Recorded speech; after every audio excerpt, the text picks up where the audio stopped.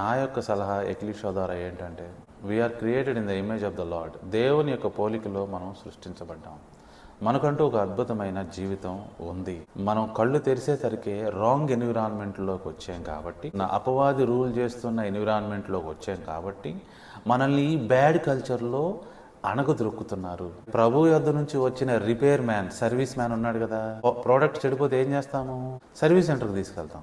Authorised Apple service centre, authorised Samsung service centre ఉంటుంది. అట్లానే యావే ఎలోహిం సర్వీస్ సెంటర్ నుంచి ఒక ఆయన వచ్చాడు, రిపేర్ మ్యాన్.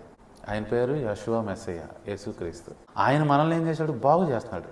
ఇక్కడ ఏదో ప్రాబ్లం ఉందని రెన్యూ చేశాడు, మైండ్ని సెట్ చేశాడు. ఇప్పుడన్నా బాగుపడండి అన్నాడు.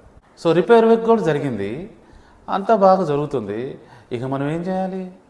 దేవుని యొక్క నిర్ణయించబడిన కల్చర్లో జీవించడం స్టార్ట్ చేయాలి.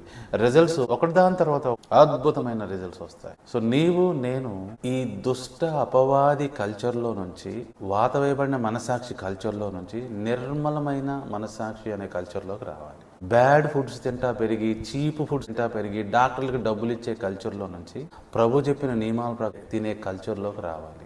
దేవుని యొక్క స్టాండర్డ్ కల్చర్లోకి రావాలి. ఇది ఎక్లీషియా ఈరోజు మనకి నేర్పుతున్న విషయం.